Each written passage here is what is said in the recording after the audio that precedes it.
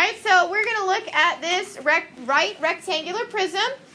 There's something important in the directions. All its angles are right angles. So anywhere you see an intersection, okay, they're going to be a right angle.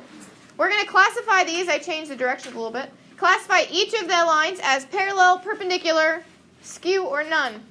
Okay, so that's what we're going to do. Before we do, we're going to review what those words mean. So first thing, let's talk about parallel lines. Okay, what does the symbol look like for parallel? Two lines. Okay? Parallel lines, are they coplanar or non-coplanar? Non-coplanar. They're coplanar. What does coplanar mean? On the same plane. Sorry for your voice, Mackenzie. Alright, so they're coplanar. Do they intersect? No. They don't intersect. She's the MVP over here. Alright, perpendicular. What does the symbol look like for perpendicular? Upside down. Upside down T. Are perpendicular coplanar? Yes, they are. They have to be in order to intersect. So coplanar. And then do they intersect? What do they do when they intersect? Make it a right angle. Form a right angle. So they intersect and form, I'm going to say 90. 90. Okay, last one, skew. Is there a symbol for skew? No. No symbol. Are they coplanar or non-coplanar? No. Non-coplanar. Do they intersect? No. Coplanar. And they still don't intersect. Don't intersect. All right, so we're going to use this information. So realistically, what we're doing is classification. We're going to list it as parallel, perpendicular, skew, or none of the above. Our reason would be this chart over here. So we're not going to really follow with the reasoning. Okay, we're just going to look at our chart. So the first one, let's look at our box and outline. We got A, B. What's the other line? A, B, and B, C. Okay, do they intersect? Yes. Are they on the same plane or not? Yeah, so they're coplanar and they intersect. What do we know about all the intersections? They all intersect to form a right angle. So what would we call A, B, and B, C? Perpendicular. There's an entire section of this on your quiz. Perpendicular or test. Do you know how many questions? No, don't remember. AD and BC. So let's look. We got AD and BC. Are they on the same plane? Yeah. So they're coplanar. Do they intersect? No. So what does that make them? Parallel.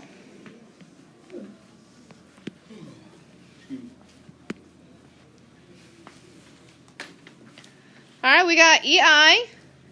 And what's the other one? EI. IH. Okay, are they on the same plane? Yeah, they're even on the same line. What do we call on the same line? Collinear. So they are coplanar. Do they intersect? Yes. Yeah, they do. They intersect at that point I.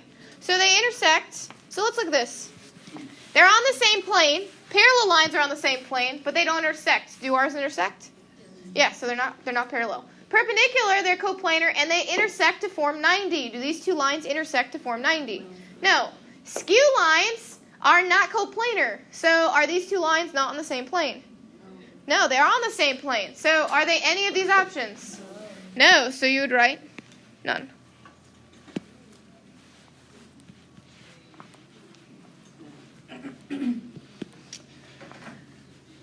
All right, next we have BF and EH. Are they on the same plane? No. Do they intersect? No. So what does that make them? Skew. Skew?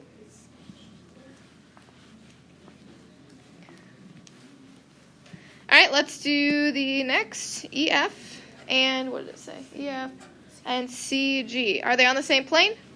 No. Are they going to intersect? No. So what does that make them? Skew again.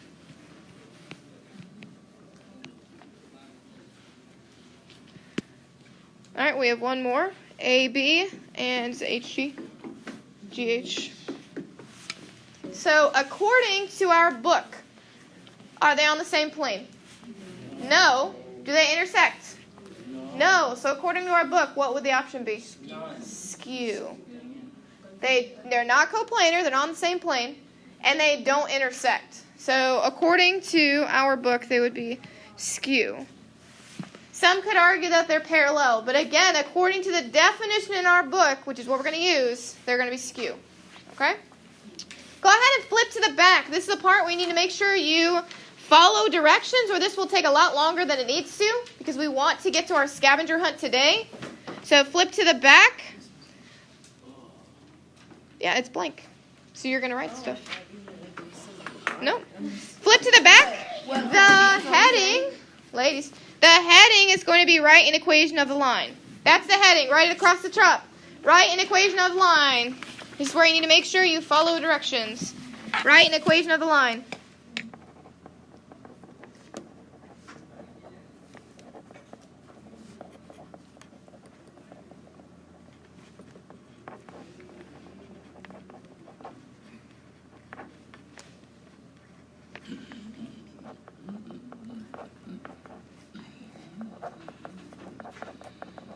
Alright, so after that, you're going to write a bullet point. You're going to write parallel. And then you're going to write number 1. You're going to write this first problem. So a bullet point, parallel. And you're going to write the number 1 and that first problem. Okay, it'll look like this.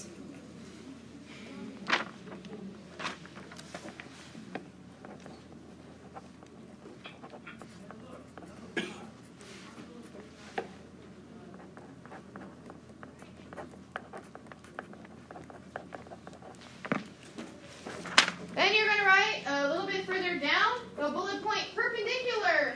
And then it's number 7 on this paper. I made it number 2 on mine. So your paper should look like this. It's fine the way yours looks,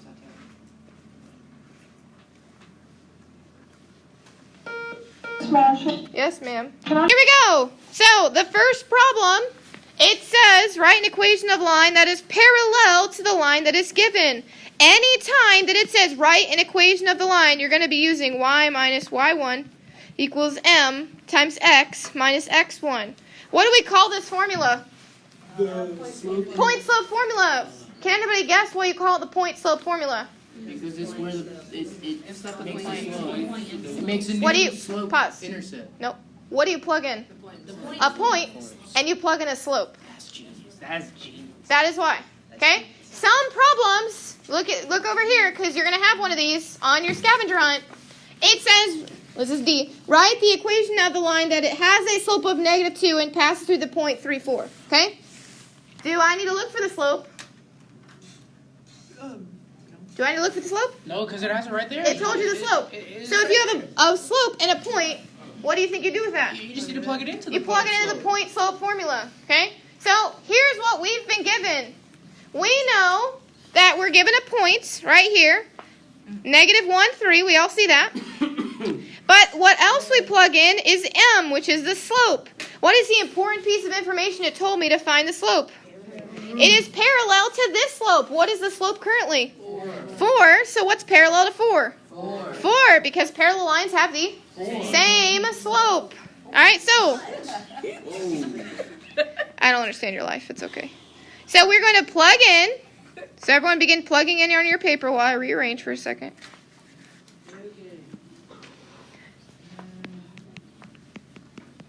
All right, so what is my y of my coordinate? 3. So I'm going to plug in 3. What is the slope I'm going to plug in? 4. And then what is the x I'm going to plug in? -1. And of course that minus of a minus makes a plus there. What do we do next to continue to solve? Yeah. Drop down y minus 3, and then we need to distribute. So 4 times x is 4x. 4 times 1 is 4. Then what do we do to finish? You gotta add that 3. Add 3. Add 3. So y equals 4x plus 7. So again, what was the key word here? The slope. Parallel. Parallel. That told me the slope. The next one, we're going to do something very similar. We're given a point, and we're told that our new line is going to be perpendicular to the old one. What do we know about perpendicular slopes? Opposite. They're Reciprocal. opposite reciprocal. So what is the current slope? 3. So the opposite means opposite sign. What is opposite of negative? Positive. What's the reciprocal of 3? 1/3. So I'm going to go over here. I need my point slope because now I have a point and a slope.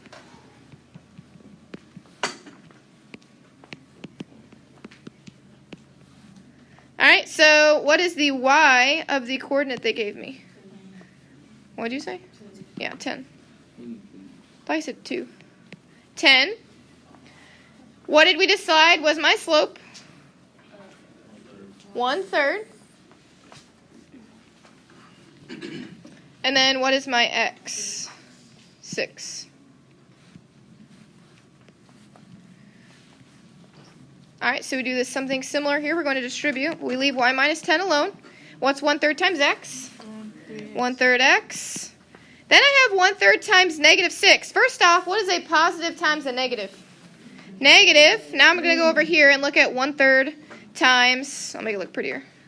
1/3 times 6. How do you multiply a whole number by a fraction? Put it over 1. What's 1 times 6? 6. What's 3 times 1? Do we reduce in math? Every single time. What does that reduce to? 2. 1/3 of 6 is 2. She did say 1. It's okay. All right, here we go. Then what do we do to finish this problem? We're going to add what? Add 10. Yes. Add 10. So we got y equals 1/3 x plus 8. Ta-da! So we're going to put that aside for now. We're going to do our scavenger hunt. I'll hand out those papers. Apparently some people took them already, I guess. All right, so put it away and listen very carefully. This is 3 of them. You need one more. Listen very carefully. You. A couple things before we begin. Remember, you have a test tomorrow. The review sections are due. So the ones on your notes, those are due tomorrow. Your homework tonight is a test review that I will hand out at the very end. Okay, remember your grade is based on the average. If you don't finish, I will be here after school. I'll be here after school every day this week. Here's the main difference. Today after school, I can actually help you. Tomorrow and the rest of the week, I'm tutoring after school. So I am physically here to open up my room to you, okay? But I won't be able to help you because I have something else to do. You understand? So if you want help before your quiz tomorrow, or your test tomorrow, I can help you today. You have a test review for homework. If you didn't finish your quiz corrections, you can always come in here and do those. However you want, my classroom is open every day of the week, but again, today, I can actually speak to you, okay? And then that will be it on that. We're going to talk about your scavenger hunt. You are allowed to work with a partner, but you are responsible for your very own paper, okay? Your own grade. You're going to start at box 1, but here's what you need to understand. There are 20 boxes. This was a generic scavenger hunt form. There are only 12 problems. So if you need to do 2 boxes at once because you have big handwriting, I don't care. It's totally fine. You need to make sure you circle your answers because if I'm grading these, I need to be able to go through and see if you're doing them right. Circle your answers, and then you're going to start. If you choose a partner, it's fine, but you all need to start at different papers. At the very top, either in your box or at the very top of the paper, do you see how all of them have letters? Okay, you need to write down what letter it is when you get there. Write the letter and then start the problem. Okay? I'll be walking around and helping the best I can, so you guys can go ahead and get up and begin.